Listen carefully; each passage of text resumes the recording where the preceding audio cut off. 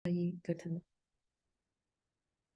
Oke, jadi sebelum kita mulai, kita mau welcome Pak Pras dari KJRI Vancouver untuk memberikan beberapa kata sambutan secara singkat.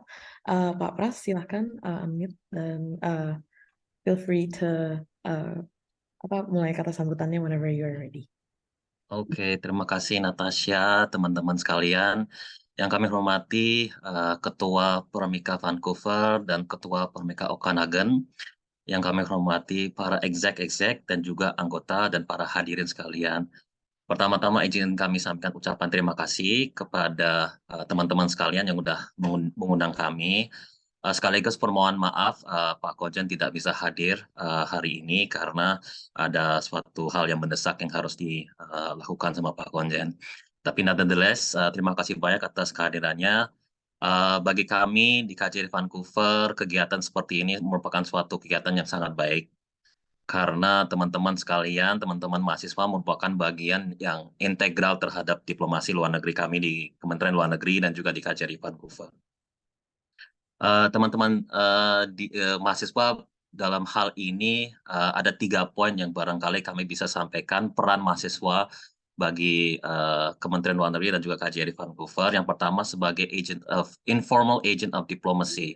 Jadi teman-teman mahasiswa di BC maupun di seluruh dunia itu berperan sebagai agen diplomasi yang informal untuk berbagai macam hal seperti promosi budaya, promosi kuliner, promosi pendidikan, dan lain sebagainya ya. Itu merupakan suatu kontribusi yang positif bagi kami di sini, dan kami juga mengucapkan terima kasih yang banyak kepada teman-teman sekalian. Yang kedua yang kami anggap sangat penting adalah teman-teman mahasiswa merupakan calon ataupun calon akademisi maupun akademisi yang baik dalam hal meningkatkan ekspertis kalian di luar negeri untuk kemudian transfer ilmunya bagaimanapun caranya, bagaimanapun sektornya, bagaimanapun bidangnya ataupun pekerjaannya secara tidak langsung ikut membangun dan berpartisipasi dalam membangun bangsa. Jadi teman-teman sekalian di sini walaupun jauh dari Indonesia, jauh dari keluarga, jauh dari teman-teman di Indonesia ataupun dimanapun teman-teman berasal sebelumnya, ekspertis yang kalian kembangkan di sini merupakan suatu hal yang positif untuk mendorong pembangunan bangsa di Indonesia. Dan yang ketiga adalah teman-teman mahasiswa di sini merupakan merupakan informal APR bagi pemerintah Indonesia. Teman-teman di mahasiswa, saya yakin juga walaupun mungkin lama di sini atau akan bekerja lama di sini, tapi saya yakin teman-teman terus terupdate dengan berbagai macam isu, berbagai macam perkembangan politik, perkembangan informasi, perkembangan ekonomi di Indonesia yang saya yakin juga akan begitu teman-teman masuk ke dalam bangku kuliah ataupun begitu teman-teman bekerja akan menyampaikan perkembangan tersebut kepada counterpart atau mitra kerja di sini. Jadi itu sangat berguna bagi kami sebagai perwakilan Indonesia di sini. Itu juga berlaku bagi para alumni yang alumni mahasiswa yang kemudian menjadi diaspora Indonesia di sini ya, seperti para narasumber yang sudah memiliki pekerjaan yang sangat baik, sudah mapan, sudah memperoleh mungkin PR-nya, ataupun sedang dalam proses mendapatkan PR-nya tersebut.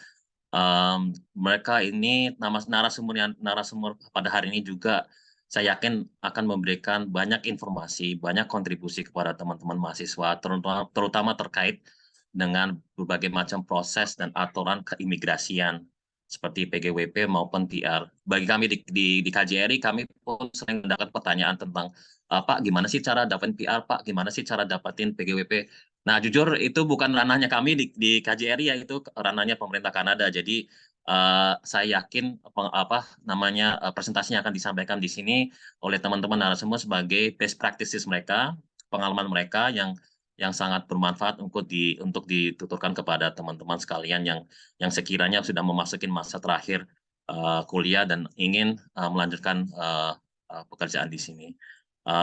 Saya ucapkan good luck kepada teman-teman sekalian. Selamat mengikuti webinar. Semoga apa yang kita dapatkan di sini bermanfaat bagi kita semua ke depan.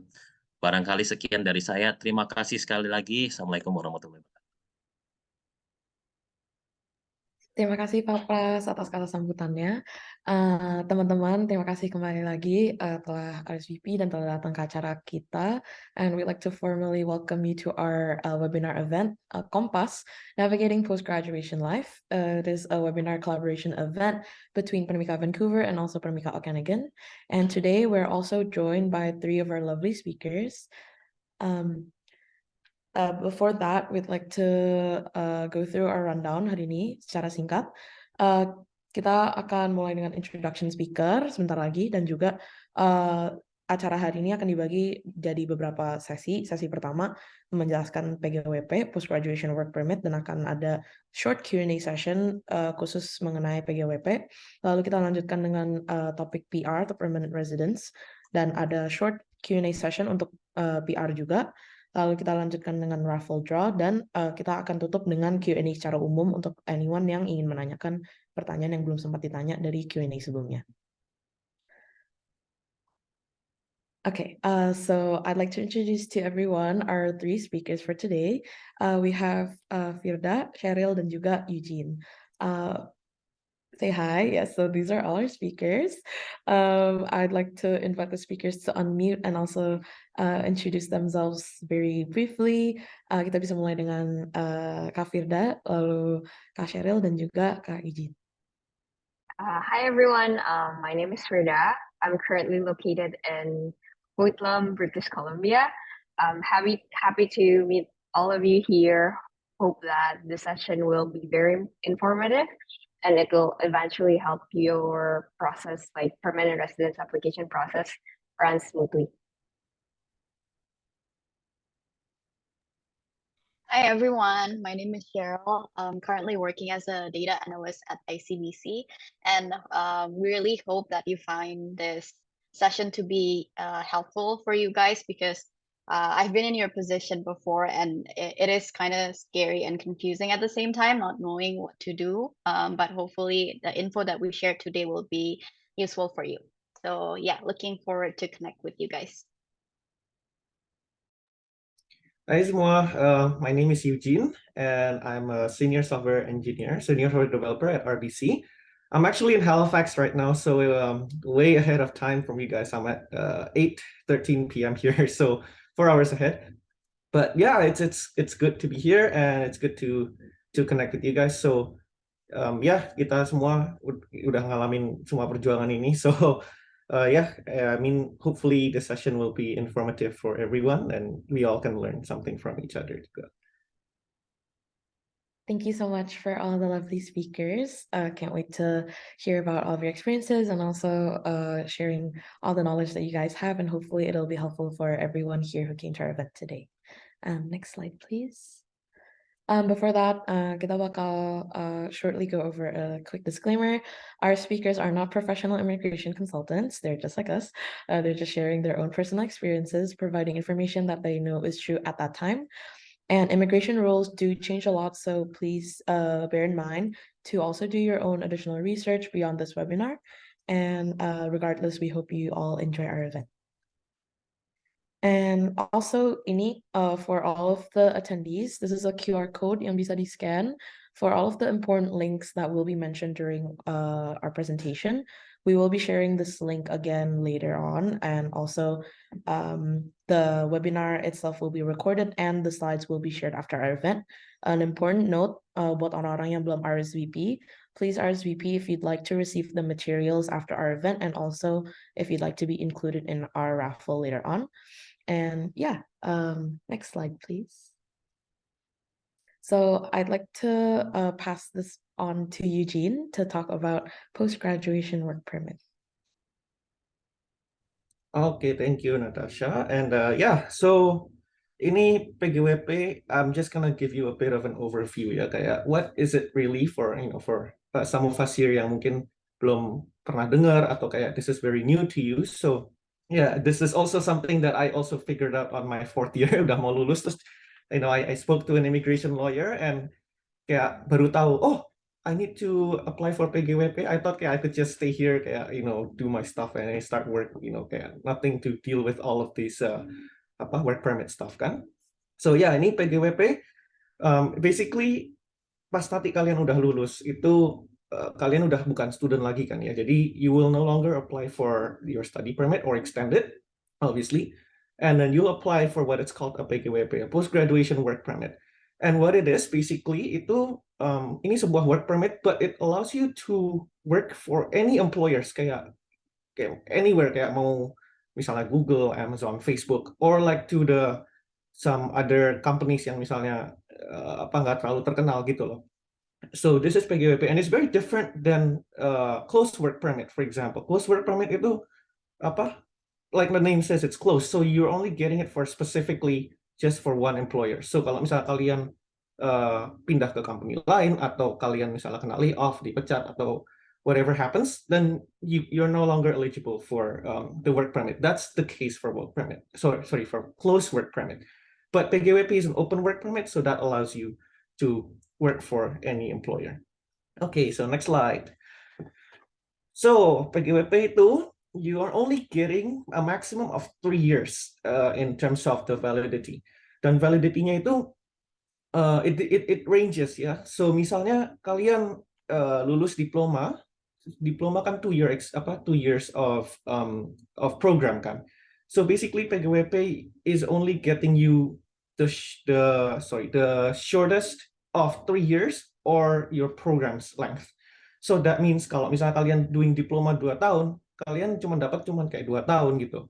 But if you're doing 4 years, kayak misalnya bachelor's, itu you're getting the maximum amount of 3 years. So it really depends on the length of your program. That's one thing. Now, second point, it's better to get your passport extended before you apply. So you don't have to apply for a PGWP extension. It's actually my case right now. So I graduated 2021. And then my passport actually is expiring this coming August, so 2023. So what happens is I graduate bachelor, so I deserved a 3-year-long PGWP. So I should be getting 2020 up to 2024. But because my passport expires this coming August 2023, I'm only getting 2 years. But that's the catch. So kalau bisa kalian perpanjang paspor, kalau misalnya paspornya udah kayak 10 tahun gitu kan, jadi kalian you get the full amount, you don't have to worry about extending your passport or misalnya kayak extending your PGWP. Nah, that also saves you time and money juga. Kayak misalnya I'm here in Halifax ya. Di Halifax ini nggak ada KJRI loh. So like no one knows kayak where you'll be, right? Maybe kalian keluar BC for working or whatever. So in this case, like I'm all the way to East Coast and kita nggak ada KJRI. Terus my PGWP now expires kayak in August and I have to extend it. And what happens is I have to extend my passport, and apparently I have to go to Ottawa because gak ada KJRI. Itu I have to pay for flights, I have to pay for passport extension, I have to pay for nanti misalnya accommodation, etc. kan. Terus nanti I have to pay again for PGWP. Itu kayak I forgot, I think it was in the $300 range. So yeah, you double paying, right? So save yourself some time and money, apply before, try to get your passport extended before you apply for PGWP. And then the third point is you have up to 180 days. So that's like 6 months after you graduate to apply for your PGWP. So this is important. I also read a few people online juga ya, banyak yang they met every eligibility to get PGWP. Kayak udah lulus, nilainya bagus, terus nggak pernah melanggar any rules. Terus mereka nggak tahu about this third rule, ya udah mereka ditolak PGWP-nya. Gitu. Okay, next slide. Kezia, nanti kita ada Q&A. I'll get to your question, yeah? Okay, so this is also one key point that you have to remember, okay? So you're only eligible for PGWP only once in your lifetime. So once you get your PGWP, there's no point back. You have to try your best to get a job. Kayak if it's PR, if PR is your thing, try your best to get your PR. Kalau enggak, ya udah kayak try to work and try to get your PR kan ini. So ya misalnya this is just an example scenario. Misalnya kalian udah lulus bachelor's, habis itu kalian apply PGWP. That's it. Nanti kalau misalnya kalian udah PGWP-nya habis atau kalian misalnya belum dapat PR terus kalian mau lanjut masters, for example, kalian misalnya habis lulus masters, you won't be able to apply for PGWP anymore. Gitu. Okay, next slide. So ini a bit like a progress atau kayak timeline gitu. So basically after kalian submit PGWP application itu after ini misal kalian udah lulus ya ceritanya, udah lulus terus kalian udah dapat letter yang nunjukin you've graduated with your program, you've satisfied all criteria, udah keluar rapotnya, all grades are out. Then you can submit your PGWP. And what happens is as soon as you submit it, you can actually start working. So it's called it's called what we call it implied status ya. So you're implied kalau kalian tuh boleh bekerja setelah kalian lulus gitu. Dan make best use of this implied status karena ini selama implied status ini kalau kalian bisa dapat kerja itu misal kalian belum dapat jawaban dari PGWP itu your work experience counts toward your PR gitu loh. Jadi kayak misalnya kita apply visa gitu kan lama kan nunggunya ya. Misalnya kayak PGWP kemarin I waited 88 days or like almost 90 days. So that's like 3 months waiting gitu loh. So, in that 3 months kayak try to get a job so that it counts towards your PR, you get your PR sooner. And you never know kayak misalnya PR is sometimes kind of hard to get. So with the higher amount and the higher years of work experience, it actually gives you higher score for PR. It gives you higher chance to get a PR juga gitu loh. Nah, nanti pas kalian apply, this is also something yang there's a lot of confusion juga in the internet gitu loh. Kayak pas kalian apply, kalian bakal dapat satu letter yang nunjukin, kalian nih boleh bekerja gitu loh. Kayak boleh bekerja in any occupation, any employer, up to a certain date gitu, or up to you hear your PGWP result. Nah, ini tanggal ini you can ignore gitu loh. Misalnya, kamu boleh bekerja in any employer and any occupation up to misalnya 2 bulan dari sekarang. Nah, misalnya udah 2 bulan kalian belum dapat PGWP, nggak apa-apa, kerja aja. It's something that can be ignored.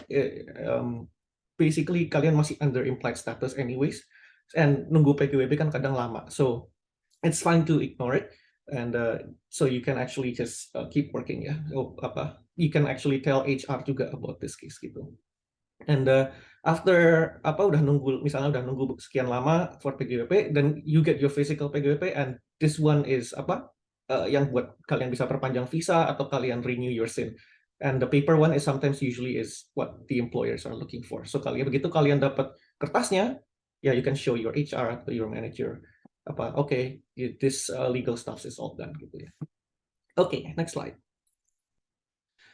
So ini requirements buat dapat PGWP.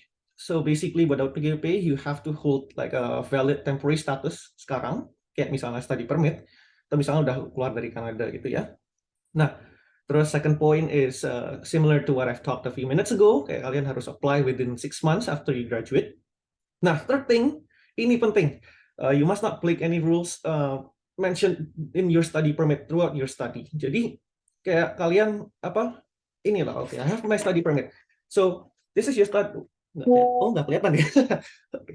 Nggak kelihatan. Anyway, so if you look at your study permit, if you just look at on the bottom half of the study permit, it'll say like the conditions. You just make sure you don't break any of the conditions, okay? Kayak misalnya ini you have to leave Canada by expiry date. Kayak itu kan kalian bisa extend. Terus not valid for employment in businesses related to sex trade, hopefully you guys don't do these things juga kan ya. Itu kalau ketangkep it can be a bit of a trouble juga. Terus may accept employment on or off campus if meeting eligibility criteria per the rules. Itu kayak gitu-gitu kalian nggak boleh make sure kayak kalian nggak break any rules ya. Ini kayak one of the rules ini in your study permit, it's implied in one of the rules. It's actually make sure selama kalian student itu kalian nggak bekerja lebih dari 20 jam kayak sebagai part time per week. Unless ini summer school ya, atau kayak misalnya lagi summer holidays, then yes you can work more than 20 hours. So that's that. And then fourth thing is you must have maintained full-time student status throughout your study permit. And there are some exceptions, kayak misalnya again kayak summer break, summer holiday gitu, kalian nggak harus ngambil kelas kan, so obviously you are not full-time student status. Atau authorized leave, misalnya si kampusnya bolehin kalian kalian leave for a certain period. Atau misalnya kalian part-time cuman udah di last term doang. Misalnya kalian udah tinggal last term, udah tinggal lulus gitu ya. Ini juga penting. Ini actually I have one friend kayak barusan sih actually ini kenal orang Indo juga, dia dari Halifax. Dia baru lulus tapi in his first 2 years kayak ya dia kayak setengah ngasal-ngasal gitu sekolahnya, terus nilainya juga lumayan jelek, terus banyak drop kelas, and karena dia drop kelas dia udah bukan full time kan. Terus kemarin ini dia barusan apply for his work permit dan akhirnya ditolak gitu loh, karena dia nggak maintain full time student status pas dia masih 1 tahun 2 tahun pertama. So make sure kalian ngambil kelas yang cukup setiap semester, kecuali itu kayak summer break atau rest leaves atau kayak last term, and make sure you're always a full-time student gitu. So and then the last point ya udah cuma documents kayak paspor, rapot, terus surat kalau nunjukin kalian udah lulus, terus family form and the application form. Oke, next slide. Oke, Q&A. So ini Q&A kita kita yang speakers ini bisa jawab kan. So if anyone wants to chime in, just go for it. Nah ini tadi I spoke si Kezia ya. Can we apply before we? Sorry, Kak, maaf. I'm sorry to cut you off. I think we're gonna go through a few questions from that's been submitted dari Google Form dulu, and then we'll go through questions yang udah ditanya di chat karena we've noted them down. Tapi I'll be helping you. I'll be asking the questions that we've compiled from the sign-up forms, and then baru abis gitu aku bacain lagi yang dari chat, if that's okay. I hope that's okay also with all the attendees. Okay. If I could go through. Okay, jadi pertanyaan yang pertama, would our PGWP application be approved even if we don't have a job by the time we submit our application?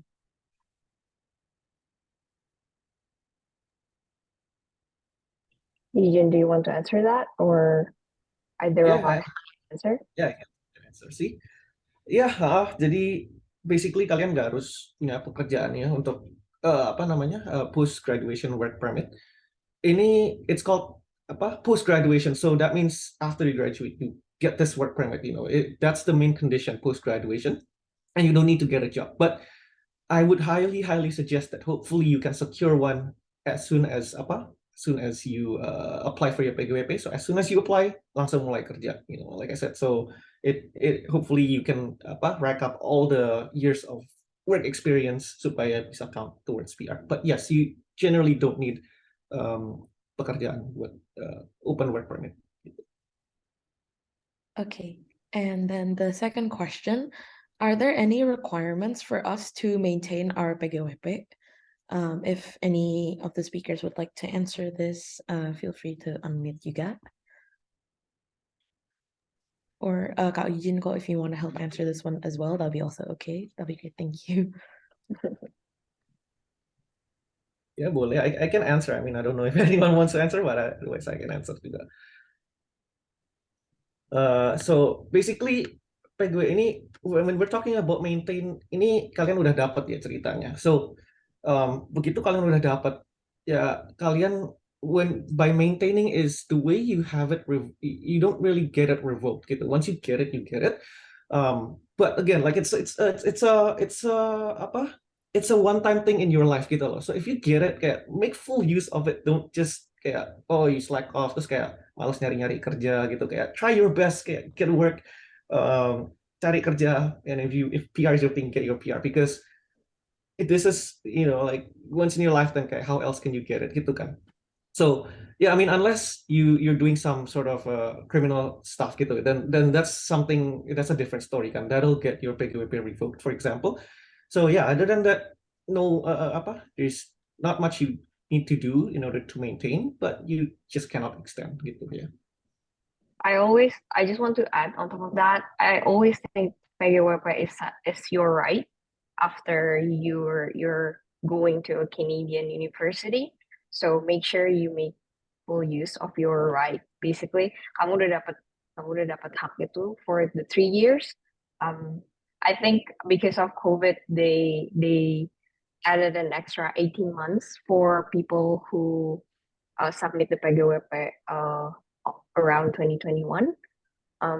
But yeah, I don't think they're gonna extend. If they ended up extending your work permit, it's probably because of your company needs you, and then it will become a closed work permit, as what Eugene have explained. Gitu. I also want to add a bit in terms of PGWP extension. So as of now, the people who can extend PGWP are the ones who have it valid and expiring in either 2022 or 2023. And it's well, when it was back in 2022, they said it's like one-time thing because of the pandemic, but they extended to the people who are expiring in 2023 as well. But try your best not to rely on those like one-time exception thing, and try to make use of the 3 years that you have with your study in here. Okay, thank you so much for all the speakers on answering this question. So our next question will be, what should you do when PGWP expires?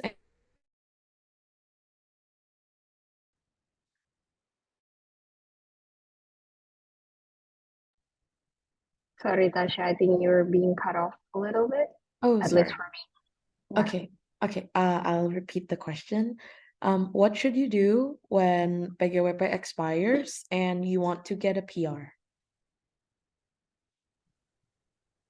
I think in that case, you probably want to ask your company. I'm assuming that you will already have your full-time job, because applying permanent residence for our next session later, you will see that through Canadian experience class, you will need like certain amount of experience.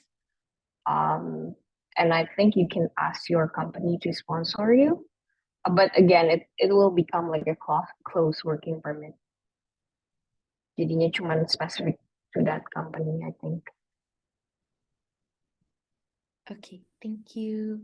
And then the next question, does my 1 year of co-op experience count toward Canadian work experience when applying for PR right after graduation? Okay, go ahead, Cher. Sure. So the co-op work experience doesn't count when you apply for your PR, at least when you create your profile under IRCC. Co-op work experience still counts as an education experience. So you can include those experience in the personal history section of your profile, but it's not your work history technically. The work history are the jobs that you have after your graduation, all of the jobs that you work under postgraduate work permit.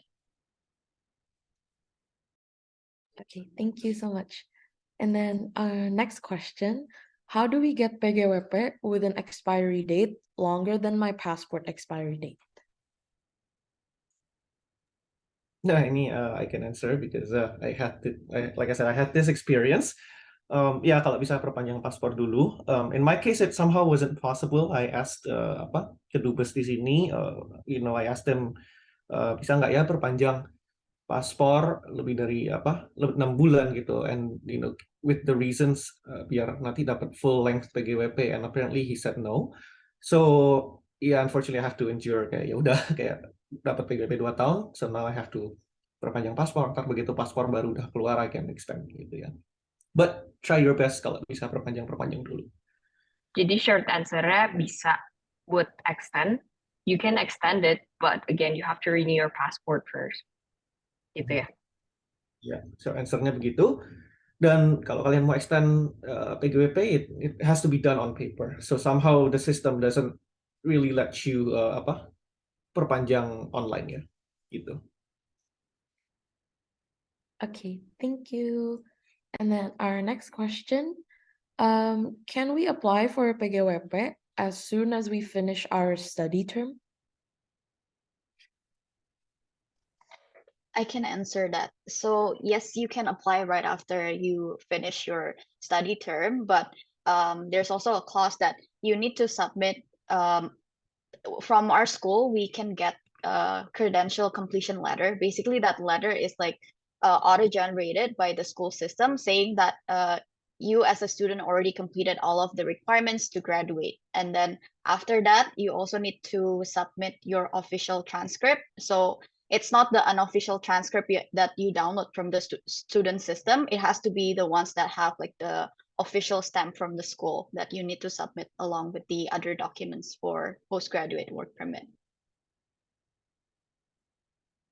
Okay, thank you. And I feel like this question is sort of similar, but would it be okay for us to apply for PGWP before we graduate? Would your answer still apply if it's something that we do like before?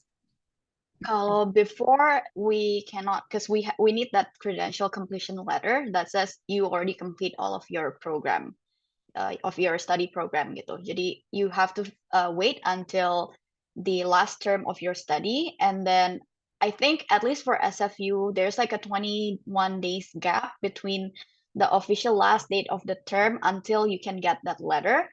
But I'm sure there are some ways that you can ask for your from your international student services to get that letter like generated earlier. So if you want to get a head start and apply PGWP earlier, you can also do that. Okay, thank you. And then our next question, do we get 3 years of PGWP for 2 years of higher education? So yeah, this one I quickly Googled from the RCC website. As of today, yes, 2 years of school can get you 3 years of postgraduate work permit. Okay, sounds good. Thank you. And then another question, if your PGWP is expiring, to maintain the permit, do you need a sponsor from your company? I think most likely, yes. You will need a sponsor from your company to apply for renewal or extension of your PGWP. Okay, thank you. And we have a few more questions that were just sent in the chat. If I haven't secured a job for after graduation yet, would it be better to apply for PGWP right after graduation or wait until I've secured a job and apply after? Ini I can kind of answer apa ya? Technically you can if you really want to push it. It is a possibility, but again it's a bit risky kan. Kita nggak tahu nanti atau sisi nolak kalau kelamaan lah atau maybe you miscalculate, maybe you forgot. This was something that I actually tried. I pushed it about a month, and then pas sudah kayak interview and I knew I was gonna get the job, I submitted my PGWP application, and then yeah, I got my PGWP gitu kan. So yes, you can apa ya push it, but I generally wouldn't suggest juga ya. So gitu. Okay, thank you. And then ada satu pertanyaan lagi. Selama 180 hari apply PGWP, itu tinggal di Kanada pakai visa apa? Jika kondisinya visa study hanya tersisa 1 bulan setelah lulus. I can answer that. So if you have only 1 remaining month on your study permit, it's best that you apply your postgraduate work permit before your study permit expires. So if you already applied for a PGWP before your study permit expires, you can still legitimately and legally stay in Canada under the implied status that you're waiting for the postgraduate work permit to be approved. On top of that, visa-wise, after PGWP, I believe like you need to apply for working visa. Like your visa status will be a worker instead of a student. So you have to reapply in order for you to like, let's say you want to fly back to Indo, come back to Canada. You will use your special visa, which is like a worker visa. I'll add a tiny bit to that. Ini lebih ke arah legal. I think if I remember correctly, I might be wrong, but I think I remember seeing on the IRCC website ya. Jadi meskipun kalian misalnya udah lulus, terus masih expiry-nya masih sekitar tinggal sebulan, itu according to IRCC, you're no longer a student. So after you receive your last grades, I think you're no longer a student. So in that case, misalnya kalian lagi kerja part time, you also have to stop working immediately begitu. So just because your study permit is still masih 1 bulan, kalian bisa kayak lanjutin kerja part time-nya gitu, itu jangan ya. Itu I don't think it's possible. Okay, thank you. And then we also have another question. What are some things I should look out for to ensure the approval of PGWP other than maintaining our status as full-time students?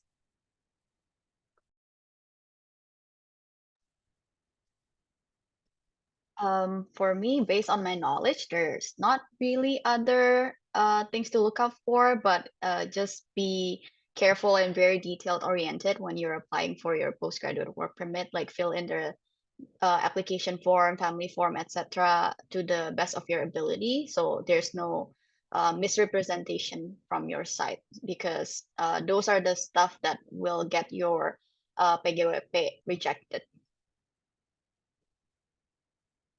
Okay, thank you. And then another question. Does the 3 years of PGWP start from when we apply or after it is approved? I believe last time I had my PGWP, it's by the time you applied, you get approved, then you will have an extent of like 3 years. Okay. Yeah, it's actually 3 years after India the approved. Yeah. So for example, I'll just add. So for me, I graduated August 2020, and then I applied for postgraduate work permit right away. But I already started working from September 2020 under the implied status. My physical postgraduate work permit just came in December 2020. So that means my expiry of my postgraduate work permit is December 2023. Okay, thank you. And then another question. I applied for PGWP in December 2022, but I have not received it until now. How long does it usually take to get PGWP? And after getting PGWP, can we enter and exit Canada without a visa, or do we still need to apply for visitor visa? I can answer the later part.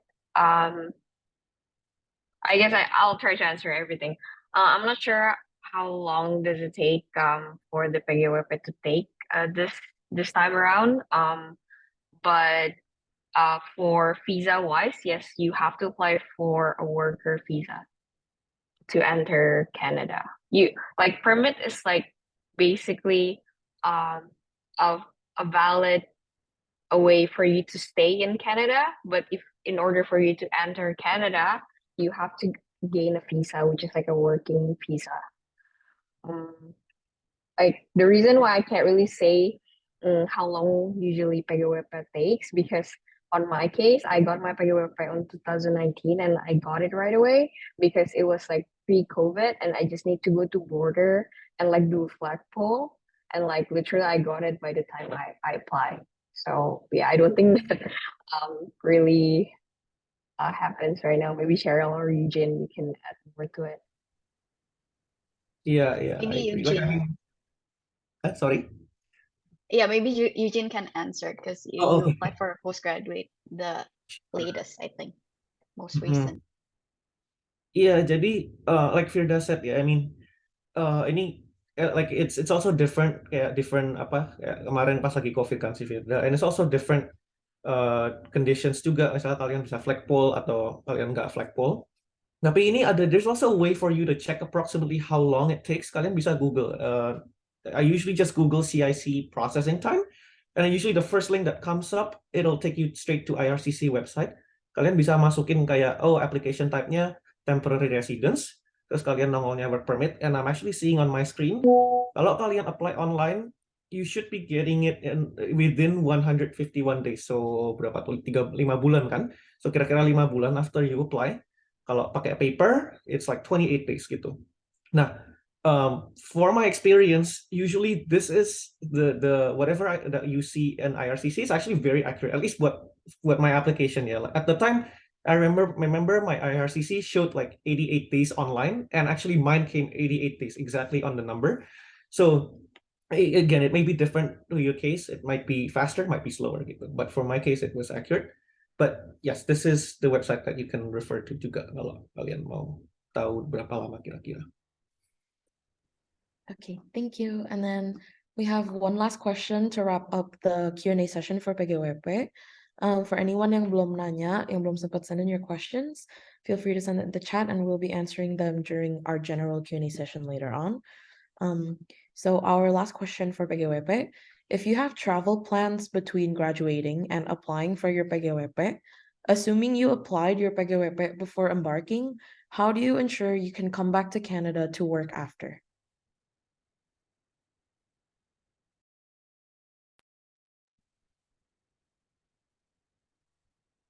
So do you want to say something? I know you're unmuted. I was like, I'm waiting for you. It's okay, you can answer it.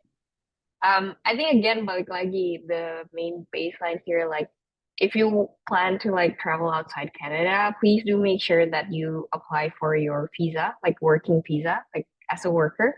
Once you get a workplace permit, and then you have a visa that will be stamped in your passport, so that like whenever you go back and forth, the CBSA, like the Canadian Border Service, team, they will check your visa, whether you're eligible to like come back, and like they will check your permit to check if you're eligible to stay in Canada using that PGWP permit. Does that answer the question? I think if I read the question correctly, I think he's more concerned about can he leave Canada before getting the physical postgraduate work permit. In that case, I wouldn't recommend to leave Canada until you have the paper on your hand, just because that is the paper that is required for the border officer to let you into Canada. Without that paper, you can't really come in, because technically your study permit, I think it will be void if you already applied for postgraduate work permit. Is that correct? I think that's my understanding for now. Yeah, I think once you apply, once you get your PGWP, your student visa will be stripped out. Basically, it will say void in your visa. And just make sure again, like apply the PGWP first and then apply the visa. Don't forget, because you can technically apply the visa in the country. Let's say you're planning to go back to Indo. I once applied my Canadian visa in Indo, and it still works. But yeah, I would recommend to get your PGWP first. See. Okay, thank you so much for all the speakers for helping answer all of our questions regarding PGWP. I will now like to pass it over to Kafirda to talk more about permanent residence. Okay, I guess thanks everyone. Thanks Eugene for the PGWP presentation. Let's move on to another pathway of getting a permanent residence. Canada essentially accept the way Canada accept permanent residence is through an express entry pathways. There are three pathways that IRCC accepts. The first one is Canadian Experience Class. Second one is called the Federal Skilled Worker Program. And the third one is Federal Skilled Trades Program. In the sessions, I'm going to be talking more about we're going to be digging more on the Canadian Experience Class, just because I know we're all basically residing here and most of us are students. So then mostly we want to try to apply for jobs in Canada. And I think this is the easiest pathways we can get to get a PR. Next slide. This is basically how you sign in to create an account for the Canadian Experience Class.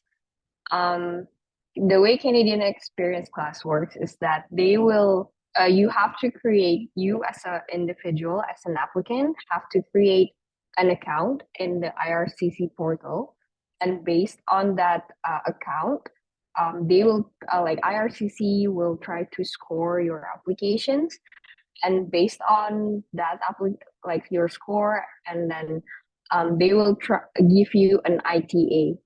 ITA is an invitation to apply to a permanent resident, to become a permanent resident.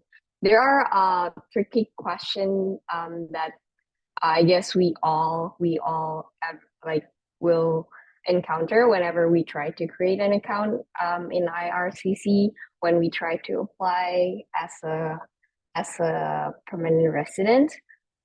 Basically, if you ever encounter this question, this is the answer that we think is the best. Basically, if they ask, do you have a job offer in Canada? Please do answer no if you're currently already working in Canada, and then answer yes if your job is supported by an LMIA.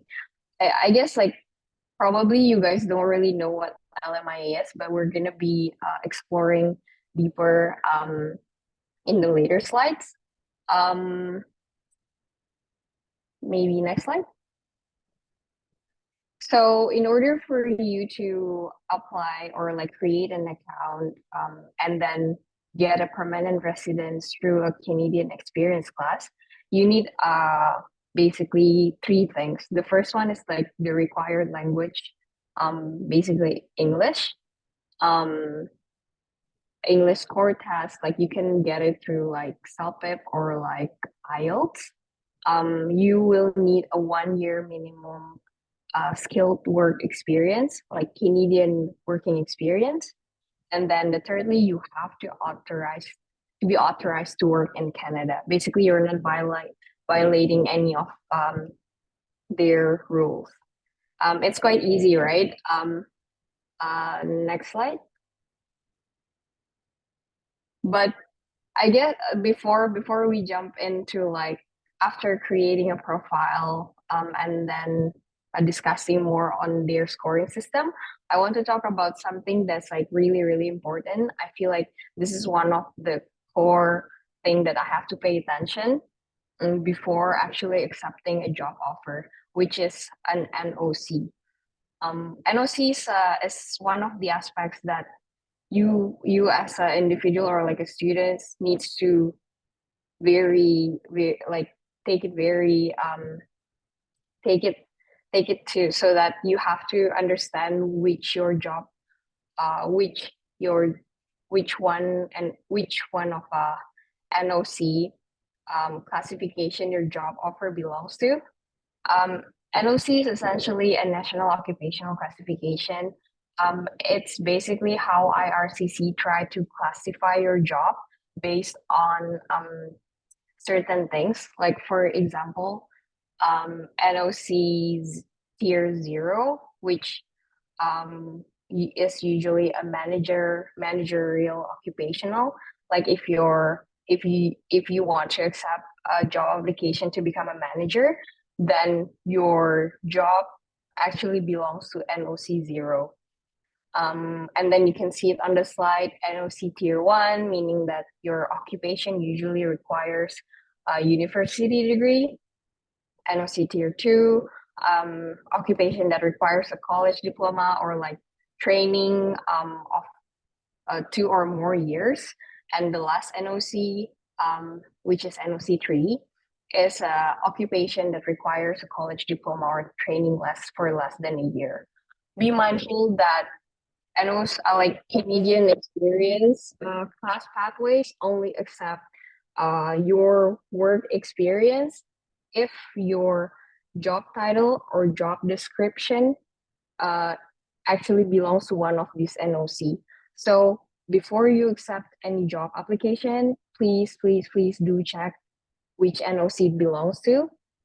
I think I'm not sure if Tasha, you can give the link to the where to actually check your job offer, because otherwise essentially IRCC will say no, and then they will basically say no to your working experience, and then you're basically going to be wasting your PEGWP, and then you can't be eligible for Canadian experience class.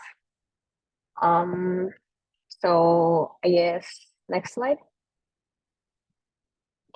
After creating an application, if your score met the minimum requirements, like everything went smoothly, then IRCC will send you an ITA to your application. ITA is essentially an invitation to apply to permanent residence. So if you remember, first we just need to create an application on IRCC site, just like how you apply for working permit, applying for study permit. But then after you meet a certain criteria or minimum score, IRCC is the one who will send you an invitation to apply. You can either accept or reject the ITA. And then the next step would just be basically submitting your documents so that they can verify what you've been putting on your application. And after that, basically that's it. You're gonna be somewhat granted your permanent residence status.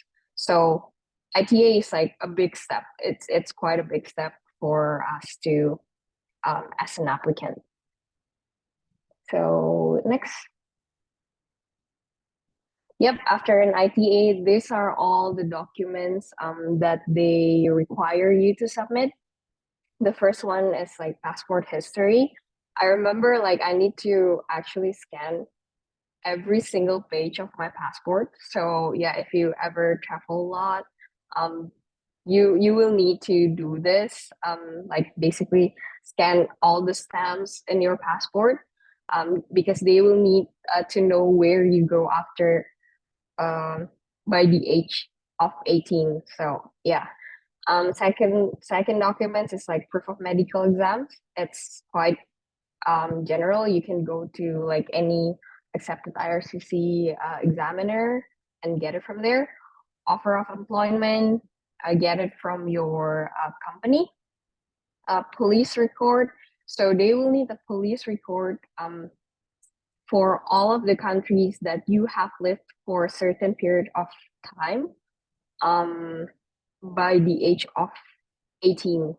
So yeah, I got it from Indonesia, because after Indonesia, I just came straight to Canada.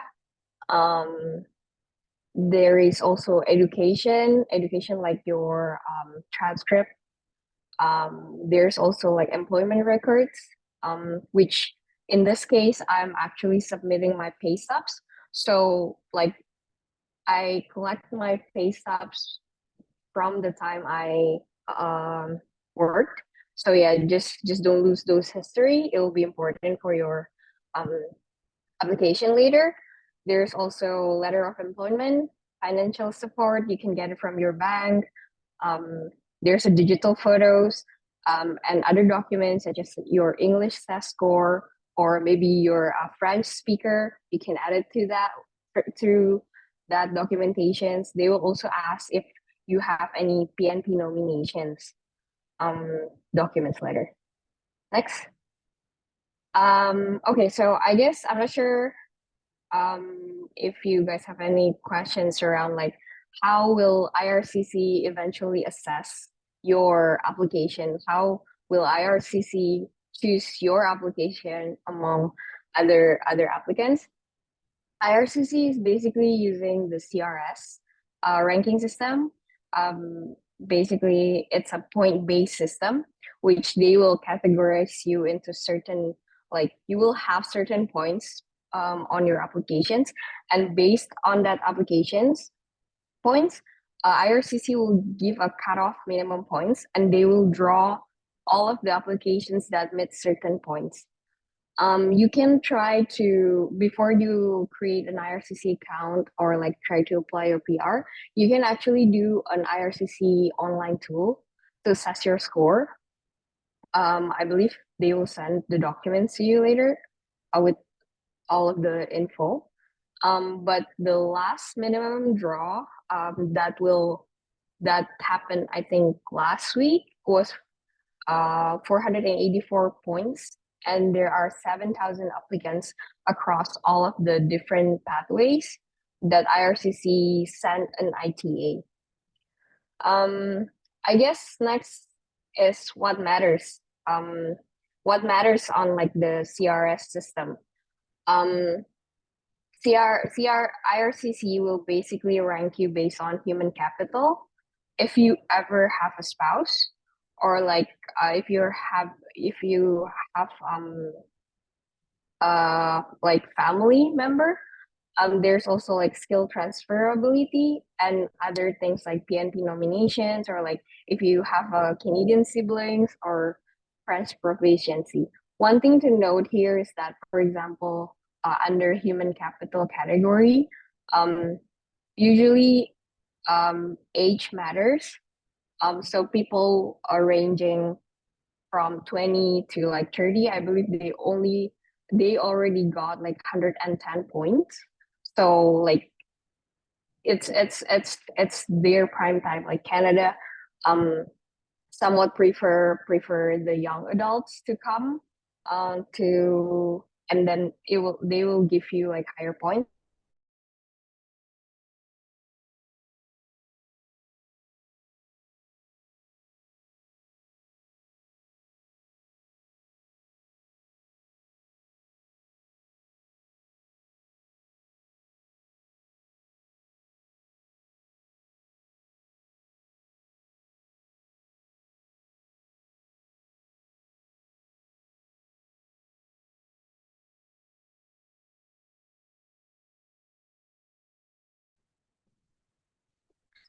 Okay.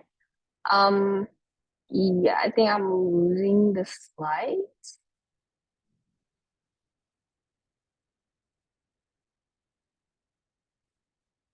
Okay, sounds great.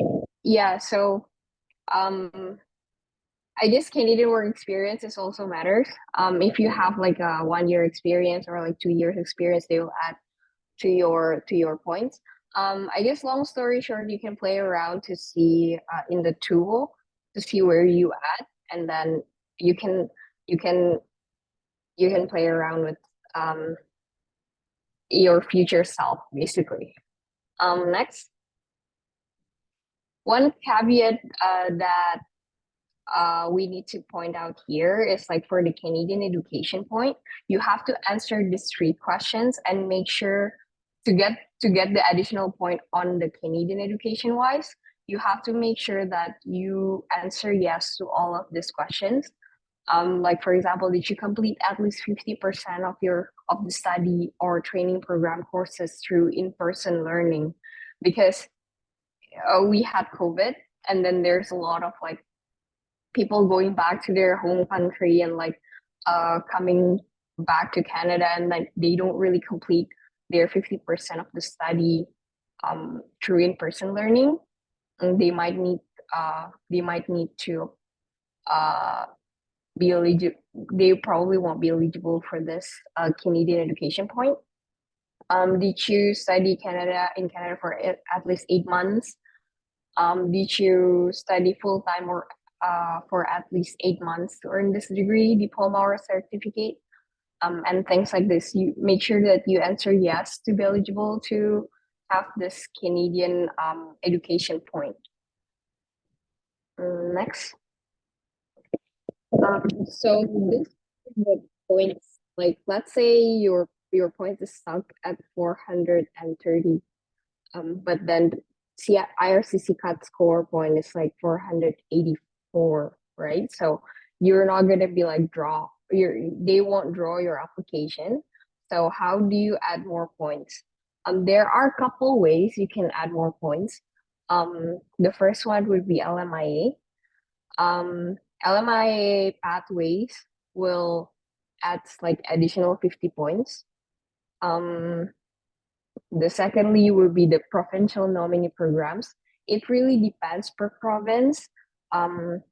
Because I was only doing the BCPNP. We're gonna talk about that later on. But provincial nominee programs adds additional 600 points. So technically, if you're already nominated by your province, in this case BC, you will just be eligible. You will be for sure drawn to obtain your permanent residence. There are other things that you can do. For example, you can advance your education. Like you can earn more like postgraduate education to add to your points, or you can work longer because again, like working experience in Canada counts more points. Or maybe you can try to study French. It will also add additional like 50 points. So next slide. Okay, so this is the LMIA portions where which I showed in the last slide. This is one of the way you can obtain more PR. LMIA is a labor market impact assessment pathways in which putting more process on the employer side. Basically, this employer needs like a certain LMI number, IRCC called it, and they basically can add like 50 points to your application. This LMI pathways needs to make sure that the applicant is not stealing Canadian job, like, and then they're like, if it's basically shifting more responsibility of the application towards the employer, because employer will need to provide more documents, like they will need to apply your application as an LMI eligible. So this labor market impact assessment, although it sounds crazy, like they have to provide certain things, like they need to open up a job posting and tell IRCC they aren't able to find any Canadians that will suit to the position that they're looking for, and they want you to fill in this position. But it actually happens a lot. Like they usually have like certain agency that will match your skill, and actually the employer that requires that have an LMIA number that can actually sponsor you and then let you obtain more points. So yeah, that's one way. Next slide. The second way is the BCPNP. Again, like I got my PR through BCPNP. There are 5 different streams available as of currently. The first one is like through skilled worker, and there is also the international graduate, which I think will be eligible for everyone here because we obtain our Canadian degree. There is also a stream of BCPNP Tech, Health Authority, and entry level and semi-skilled. Basically, BCPNP, you have to create another profile in the BC government page, like the official BC government, not IRCC. But in that application, you can link your express entry number. So in order for you to use this BCPNP, you have to first, again, apply your express entry, get your point there, and then create a new profile in the BCPNP government portal, like apply the same documents that they need, and then link your express entry number in your application on the BCPNP side. Again, like BCPNP have a different way of like of actually scoring your profile. The last draw for BCPNP can be shown in the link later. There are 202 candidates that got the BCPNP nomination. BCPNP nomination is basically something that is different per province. Like provincial nominee PNP is something that's different based on the province. They will usually look, each province will usually look what their province might lack of. Like for example, like BC here, they're trying to make things, make BC technology, or like they think that they currently lack of like health authority worker. Then they will try to have a much lower cutoff points for those people who work in the BC tech industry or like the health authority job, and they will basically give you and like give lots of exceptions for you to be able to eligible to get drawn and then obtain the 600 extra points. For what matters in BCPNP, for example, they actually accept a cooperative program as part of their Canadian job. So again, even though express entry or like CEC particularly doesn't accept a co-op job, but BCPNP actually does. They count your cooperative program as long as they meet certain caveats, like you got paid or you work full time, and etc. etc. You can actually check out the link. BCPNP like matters like most of like your skill level. They don't accept NOC tier 0 as an applicant, but they actually care about your wage, where you at. So if you, let's say I live in Prince George, because they know that BC population usually resides around Vancouver, then people who lives in King George will have higher points than me. I think people like, if you accept a work in Vancouver downtown, your point is actually 0. But yeah, so your location on where you at matters. Also, yeah, same thing as the CEC. They accept human capital factors like your age, educational level, like English skill. Yeah, also another thing with BCPNP is that it will add extra cost of like $1,000 Canadian, and it will require your employers to provide more docs, such as like their business license, once you get the invitation to apply for BCPNP. Next. I think this is an example of possible timeline. The first, like, let's say you finish your last term on August 2019, you get your PGWP as soon as your credential completion letter came out on September 2019. Let's say you started your full-time job on October 2019, and then finally got your PGWP approved on December 2019, you still can actually work under the implied status.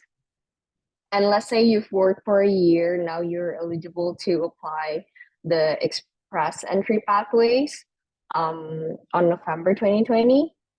Next slide. And then on November 2021, you finally got drawn based on your score points and receive an ITA. You technically have a 60 days to accept and submit necessary documents. And then after, let's say you submit all the documents, the required documents, you submit everything on December 2021. That's basically the status where you can say you have applied for your permanent resident. And I would almost suggest that don't leave Canada along this period, because it might give you a longer application process, like, and it might actually give you trouble. And then on January 2022, let's say they invite you to provide a biometrics, and April 2022, that's the day when you receive a COPR. COPR gives you an eligibility to finally update your SIN. So I think if you're an international graduate, your SIN will start with 9, but this time around you will somewhat already officially a permanent resident, and you can actually switch your SIN number to like 7. It starts with 7. So yeah, and then the next thing will be like receiving your PR card. So I guess that would be like the timeline journey that we can think of. Next slide. So I know this is a lot, but I think let's just we want to give you tips and tricks on how to do things and not repeat our mistakes. And I think Cheryl will present this.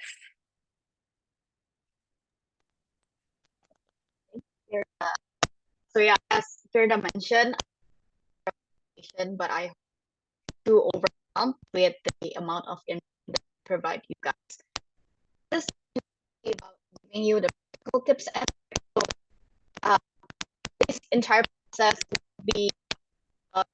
I'm sorry, I think you're a bit cut off. Like your microphone is a little bit cut off on my end.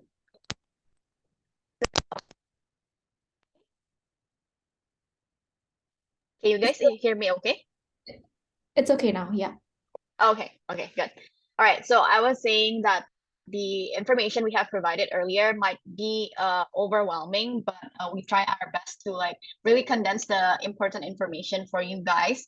But really, this last section of this webinar, we want to give you practical tips and tricks so that the entire process of PGWP and permanent resident can be somewhat more doable for you. So these are the things that you can really get started to prepare yourself. First, when you're already in your final year of study and you want to apply for a job after graduation, we recommend you to check your NOC before you accept that job. So the good rule of thumb is that in the NOC, there are job descriptions. For example, there are 10 bullet points of job descriptions of that NOC. Make sure that your job that you will accept will have around 75% or more matching bullet points compared to the NOC. So this is really important because matching job title doesn't mean that it is the right NOC for you. The focus in here is to actually match your job description. Like the bullet points of your job title, that's what more matters more than the job title itself. And another general rule of thumb is to get a job that requires a university degree because usually the job that requires university degree is already good enough for you to create an express entry profile. Your work experience will be highly valued under the express entry profile. And you can check this under the NOC website, which will be shared by the end of the webinar. The next one, the NOC matter. Oh, sorry, actually we're still on this slide. Yeah. The NOC also will matter when you ask for proof of employment letter when you're collecting documents for your PR. So there are a few documents that will be asked when you apply for a permanent resident, one of which is the proof of employment letter. And if you already decide what NOC you are before you accept a job application, it makes the entire process easier for you when you ask for the employment letter. We can go to the next slide. Okay, the proof of employment letter for PR application. In this letter, there are a few information that you need to include. There are full legal names, NOC code, and the NOC title, the start and end date if you already moved to another job, salary and other benefits or compensation, work hours, office address, job descriptions. And the important note in here is that the job descriptions that you put in the employment letter, they must use different wordings than what the NOC has. So it cannot be an exact match word by word, but it's more like the content itself is actually matching with what it's in the NOC code. And lastly, it must be signed in ink by your direct supervisor, so it cannot be electronically signed. So this proof of employment letter, you will need to submit each letter per job that you have after graduation. So let's say by the time you create an express entry profile, you have 2 jobs. So that means you have to submit 2 letters for the employment letter. And this letter, for big companies, usually they are pretty good at providing this letter because they already know what template to use for this matter. But if you work in a small or medium-sized company where they're not really experienced in this kind of stuff, you can actually help them build a template and let them know these are all of the information that you need to put out there, and then they can help you sign it. And lastly, this employment letter, it has to be on an official letterhead, the company's official letterhead. The next documents that you might need to apply for your permanent resident is the police certificate from other countries, depending on where you have lived by the age of 18. So for example, if you turn 18 in Indonesia and then you were there for more than 6 months, let's say you were there for 8 months before you come to Canada, that means the IRCC requires you to submit a police certificate of that country, in this case the Indonesian one. I think in Indonesia it's called SKCK, Surat Keterangan Catatan Kepolisian. Basically, this police certificate is a note saying that you are a good citizen of Indonesia and you don't have any criminal records or anything like that that might flag your profile under IRCC. And this process of getting police certificate might take a while, so we really recommend you to get a head start. If you already know that you need the police certificate, it's good to have this prepared even before you get your ITA. The next tips is make sure that your job is a full-time job that is paid on a T4 tax slip. So in Canada, there is a couple different tax slips if you're working full-time. There are T4 and also T4A. It's good to confirm with your company if you're gonna be paid on T4 or T4A, because I have a friend who didn't really confirm if she will be getting T4 or T4A, but she just knew a year later after she already worked that her employment is actually on a T4A. If you are employed under a T4A, that means you're actually counted as a self-employed or a contractor. So you're not counted as an employee of a company. While under CEC, the Canadian Experience class, you must be employed by a company. So if you're paid on T4A, then you cannot apply under CEC. The next tip is to value your time. Don't wait. I think we already mentioned this before in the previous session, to don't wait for like this one-time exception that Canadian government might give you. We recommend you to just seize your moment and try to make use of the opportunities that you have around, because IRCC can change the rule literally anytime, and it's better for you to get a head start on these things, because let's say the political views changes on immigration rules in Canada, then it might not be as easy as it is right now to apply for a PR. So if you are already eligible by that time, I would say just apply right away. Next step is to read and do your own research. I think because I follow the immigration news very closely, I follow like immigration forum on Twitter and also from Quora and also from Reddit. Those are really a good forum for you to know what news are coming around. So if you can be one of the first ones to take advantage of certain pathways, that will be great for your advantage. So for example, I think back in 2020, there was like a one-time PR pathway for graduated international student. Basically that one-time pathway, everybody who graduated from Canadian school institutions, regardless of whether you have a job or not, you can get a PR. So there are things like this that you can take advantage of, but you have to be the very first ones to make sure you can get to this pathway. Next. Okay, can we go to next slide? Okay. Get as much score as you can through the English test. So as Firda already mentioned, there are two different English assessment tests, which is CELPIP or IELTS, but the CELPIP or IELTS are for the general test, so it's not the academic one that we did way back before we came to Canada. And CELPIP is cheaper than IELTS, and in my opinion, based on my own experience, it's cheaper, it's also easier, and it's also faster to get your results. So I would recommend to look at CELPIP first before IELTS. But if you are someone who did IELTS before and you feel like you're comfortable and very familiar with the IELTS format, I would say just do IELTS. But yeah, CELPIP is cheaper and also it's faster to get the results. Your results is valid for 2 years for CELPIP. For IELTS, I'm not sure.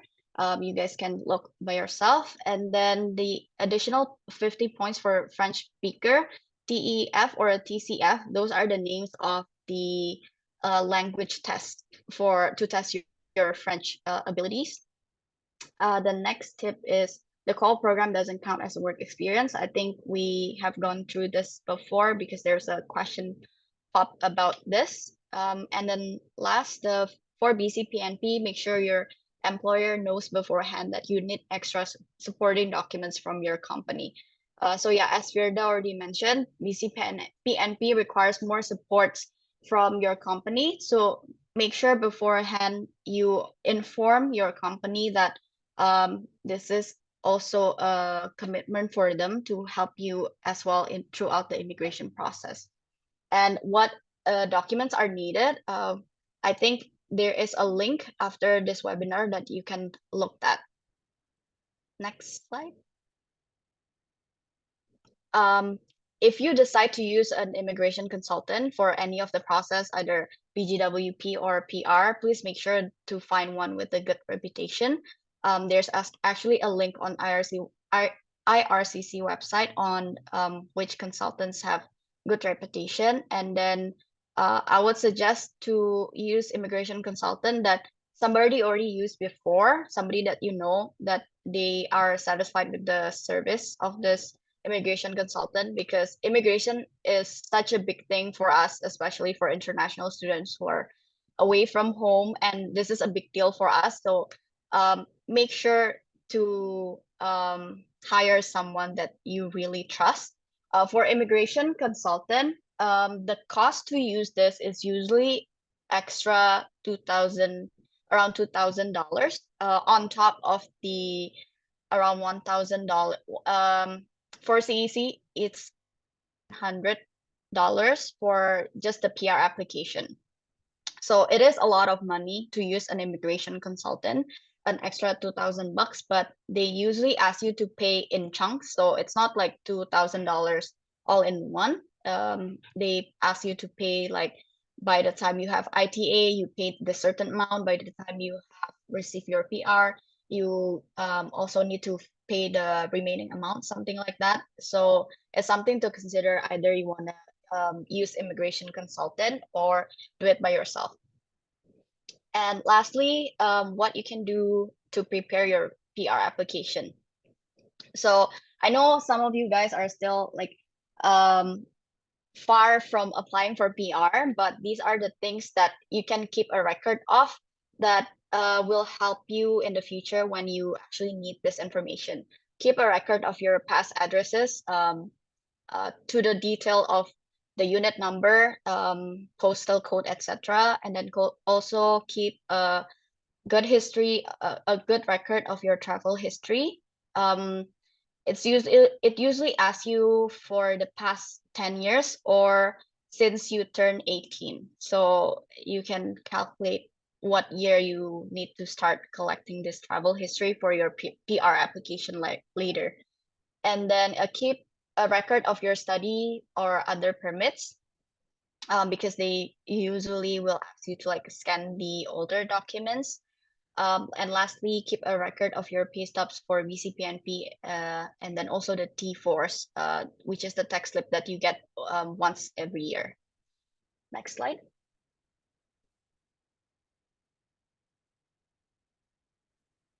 And these are the ways that you can connect to IRCC.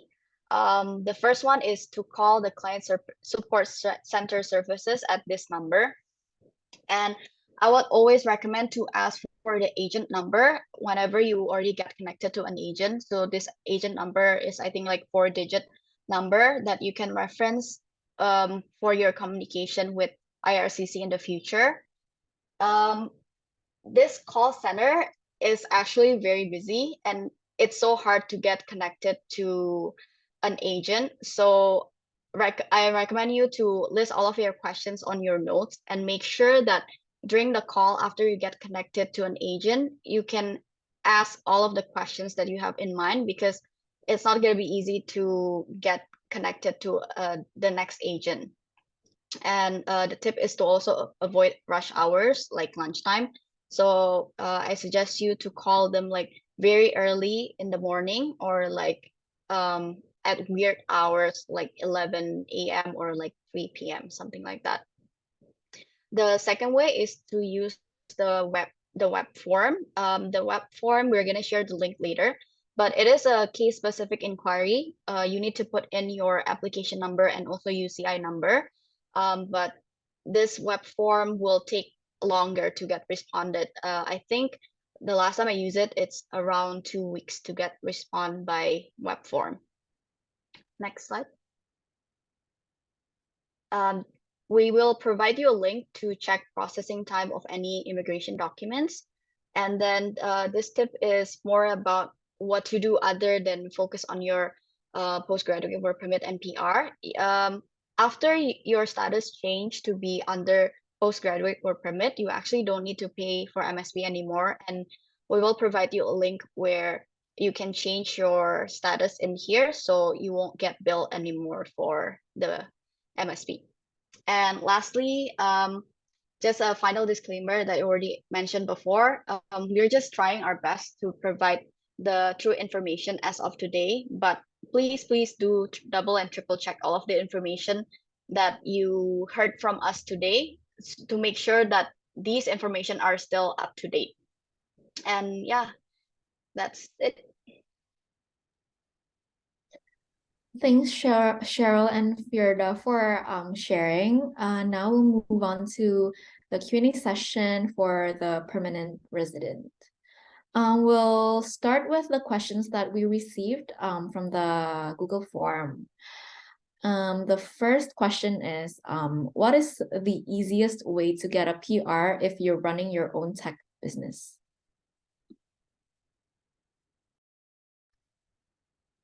I think I actually did some research around that questions. I think the BC provides, or like IRCC in general provides self-employed for a startup visa.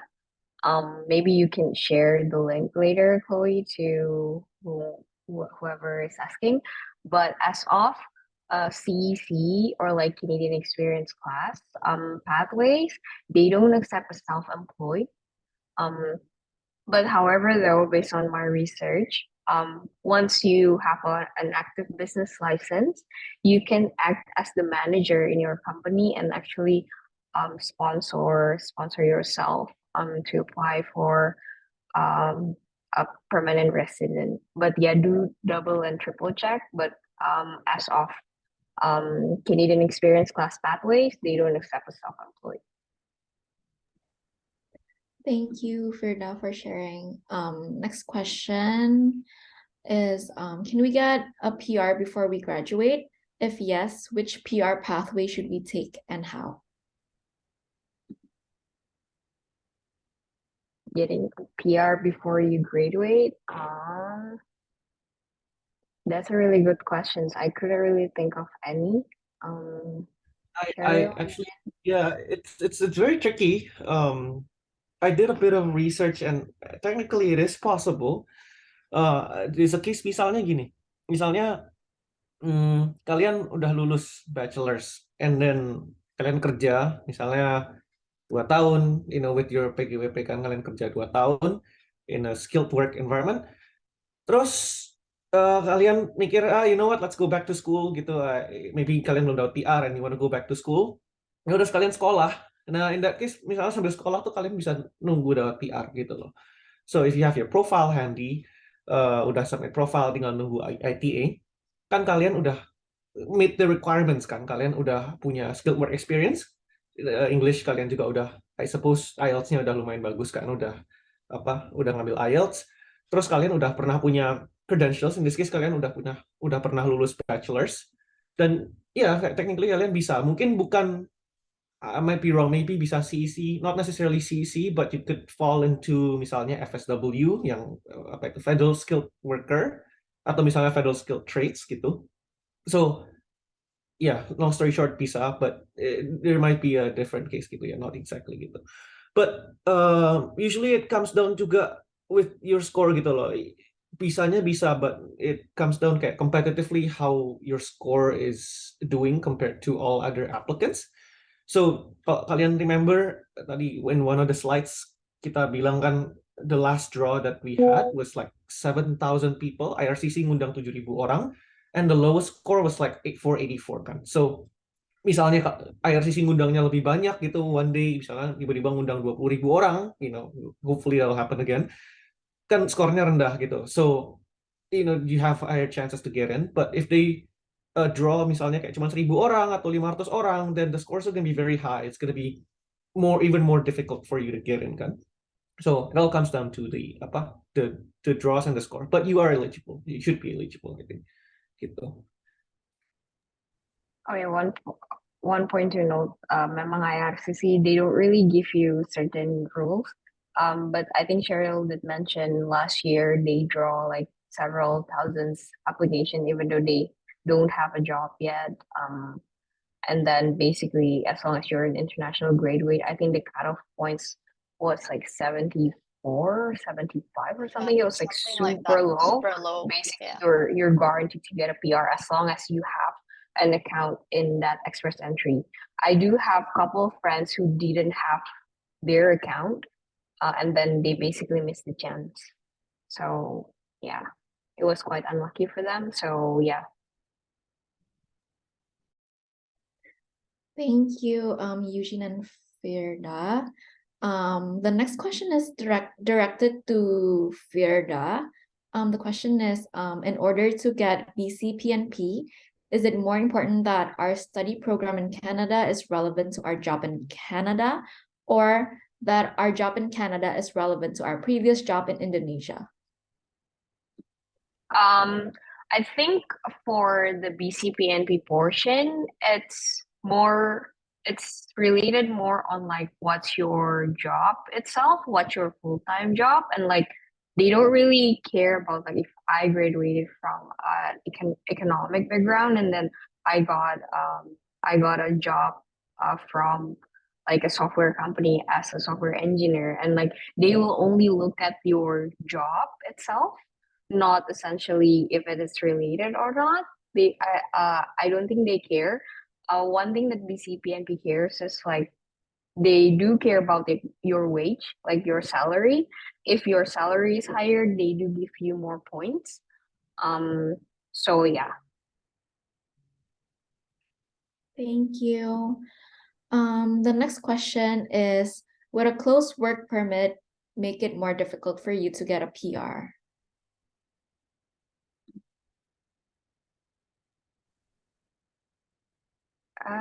I personally don't think so, as long as your company or like your employer supports you in the sense they are willing to provide any documents.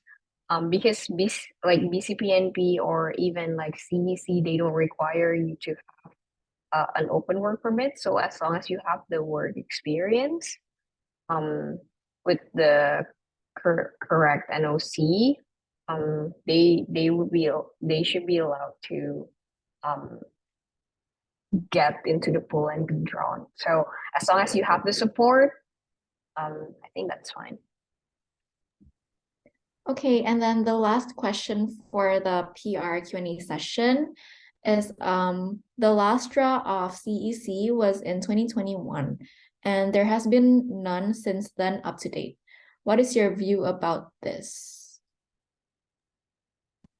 It is true that this last CEC draw was back in 2021, but actually, if you are qualified under CEC, you can still get drawn into the ITA because the draw after June 2022, there are so many draws where it says no programs specified. So CEC was still included under that no program specified. So it just means like the no program specified really means all programs of express entry are eligible for that draw.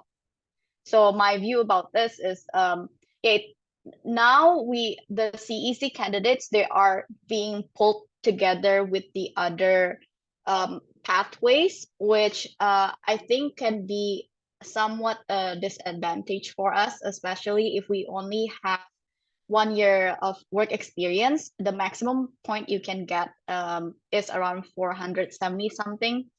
While last year when it started to get we started to get drawn again for the PR.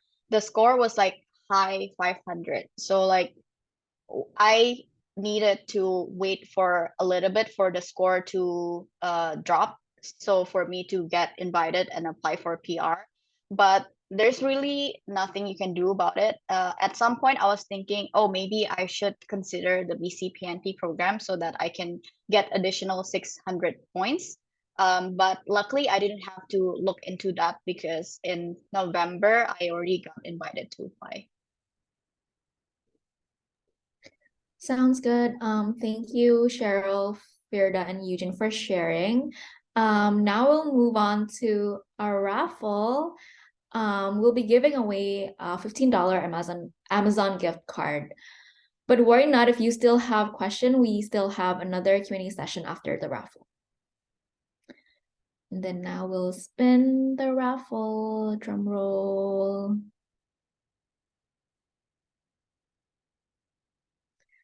And the winner is Michael. Is Michael here?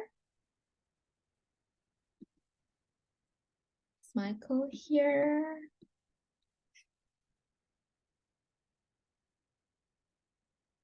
Oh, yes, yes. It's Michael Santoso. Hi. So we'll be emailing you the details of the gift card. So please check your email after today's event. Congrats.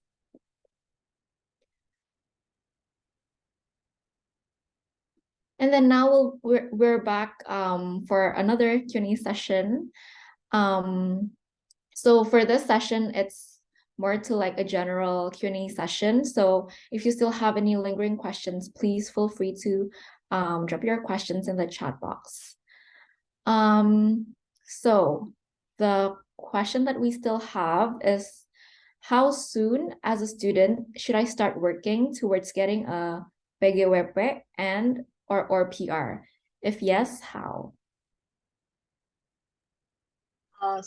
I can take this question. How soon is as soon as you can. As soon as you can secure a job, it's good to have that work experience right away, because as we mentioned before, we really didn't know like how long the process is gonna take. Like we really didn't expect pandemic to happen, and I have to wait for me to get 2 years of work experience before I can get the permanent resident.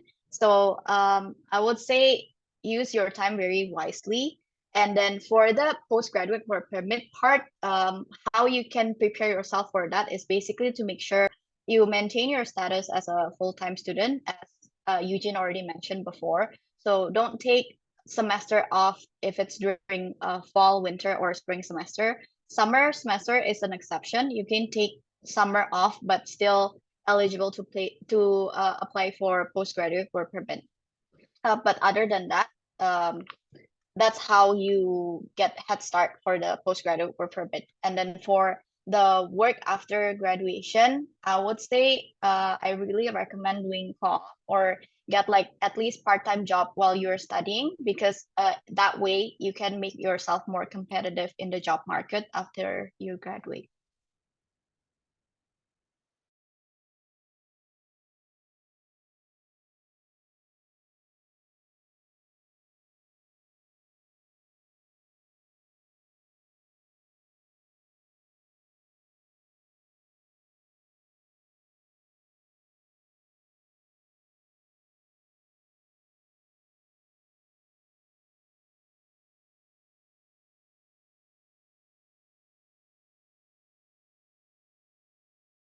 So yeah.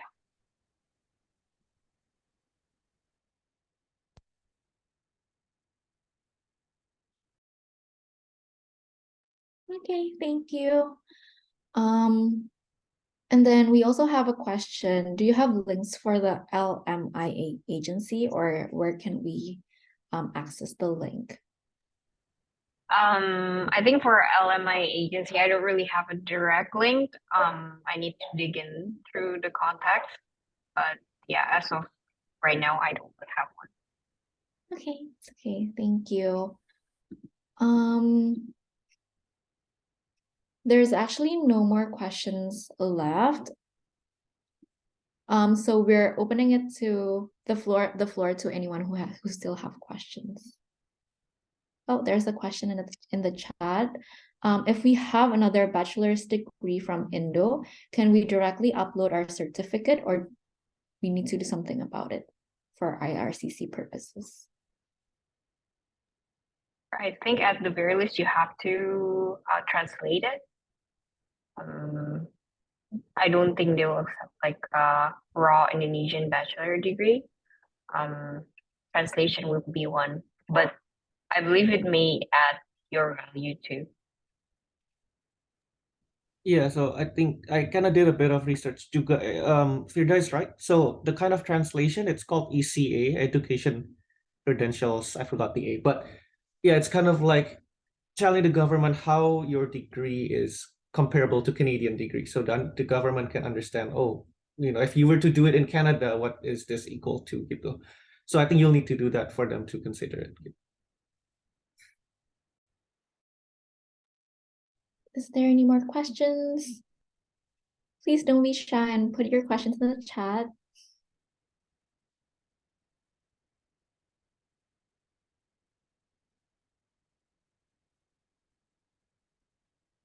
Or if you're comfortable in unmuting yourself, please feel free.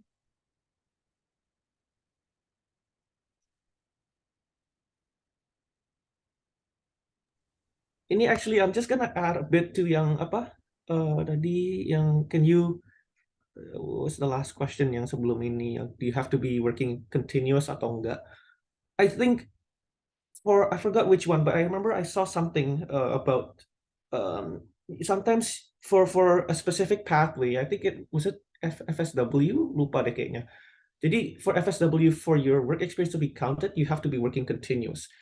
It doesn't mean kayak this is just my understanding. Like again, this is not an advice, but it's not like misalnya kalian kerja 8 bulan. Kalau misalnya kerja 8 bulan and then you take misalnya 1 month off work gitu, so that 8 months, misal kalian kerja lagi 4 bulan, I don't think 8 plus 4 will make it 1 year gitu. I think for one pathway it's like that, and then you have to misalnya kayak kerja misalnya kayak 1 full year gitu loh, so no breaks in the middle for that to count in one pathway. I forgot which pathway, but it's something I think you can research about it, but it's in one of the pathways.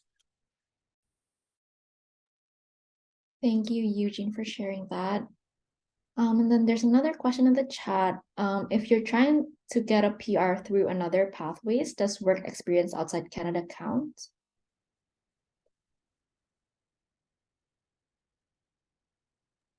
The answer is yes. Even if you have a foreign experience worker, you can actually add more points through CEC, I believe. So they have a section for foreign experience, and as long as you can get a proper letter from your previous employer, it will count to your points.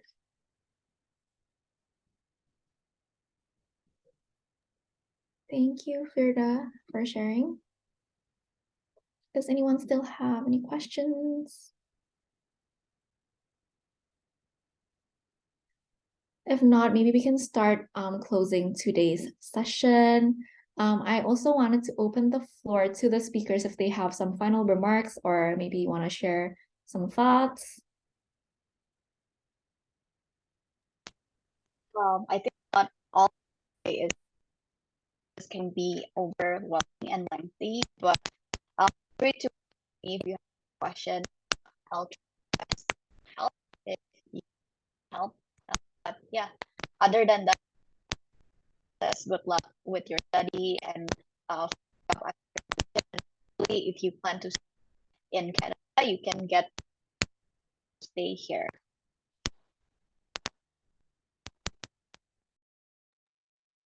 Yeah, I think same thing with me. I know that the process can be very lengthy, and then you don't know when will you actually get invited, or how can you're pretty much anxious about your scores. But yeah, we're all here.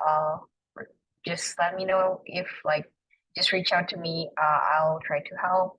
I'm happy to help in any way I can do. But yeah, just be mindful, do your best.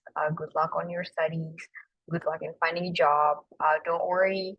Um, I feel like Canadian companies, they're open to, especially um Indonesian community here. They know that we're all a very hard worker individual. So yeah, just um keep going.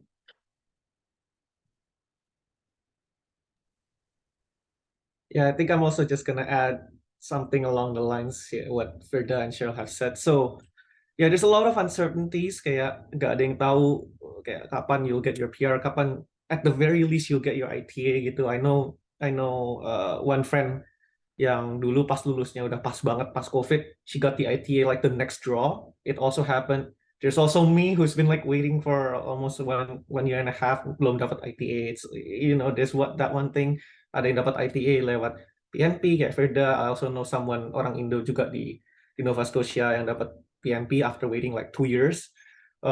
Yeah, so it does cause a lot of anxiety and a lot of kayak nervousness, bingung gimana masa depannya. But I get it. We've been through that. So if anything, you can reach out to us. But yeah, all the best. I mean, we're sure that if you just try hard enough, have some positivity in mind, you can for sure get it. So yeah, I mean, good luck with your studies. Bisa lulus, ntar kerja, dapat PR. Gitu. Thank you so much, everyone. There's actually one last question from our chat box. The question is that earlier you said to apply for the visa and the PGWP together, but don't you need to get your PGWP approved first before you apply for the visa? Yep, 100% correct. Like once basically apply those two first before you, I guess, exit Canada. So that you don't really have any anxiety, will they accept me or like send me back to wherever you came from. So yeah, those two are important letters. And I think as mentioned, you can go on PGWP and get PGWP in here, leave to Indonesia and meet your Canadian in Indonesia. So if you don't want to wait for too long to wait for new visa to get approved. Actually, in Indo, I think a lot faster than here. Sounds good. Thank you, everyone.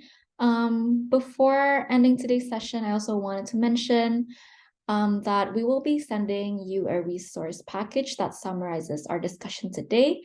The resource package will be the resource package will have the links and the resources that were mentioned in the webinar today. And this is the link of the website that we also showed you in the beginning of today's session. So feel free to scan it and take a look. And this webinar recording will also be uploaded on our YouTube channel. So if you need to look back or refer back to the session, you can check out our YouTube channel at PERMIKA Vancouver. And last but not least, we'd like to thank Firda, Cheryl, and Eugene for taking the time to share experience with us tonight. And of course, thank you to all of you who came and joined us. We hope you found our session to be informative and useful, and see you in our next event. Bye, everyone. Have a good night.